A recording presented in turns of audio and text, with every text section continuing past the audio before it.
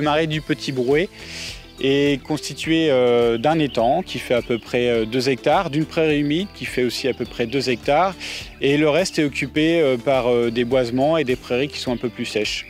Le marais du Petit Brouet était un site privé. Le Conservatoire du littoral a acquis ce site en 2010 et par la suite en a confié la gestion à la Ligue pour la protection des oiseaux.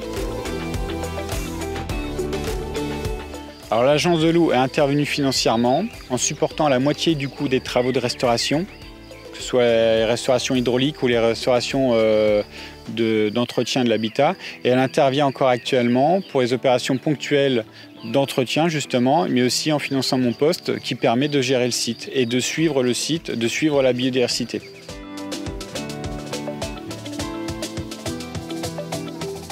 Les travaux de restauration ont aussi permis justement à ce que l'eau qui arrive dans le marais en période d'inondation puisse rester dans le marais.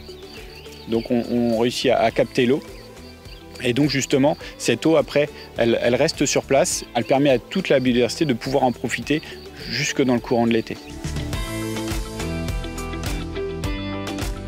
Si on ne fait rien sur le marais, concrètement, on va revenir à la situation antérieure avec une végétation ligneuse qui va reprendre le dessus sur la végétation herbacée.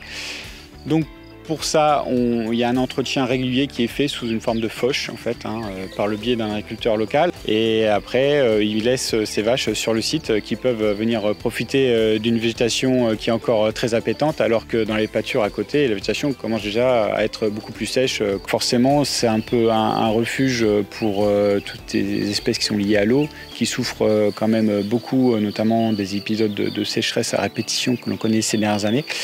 Et donc en ce sens-là, c'est un milieu important pour la biodiversité dans le contexte de réchauffement climatique.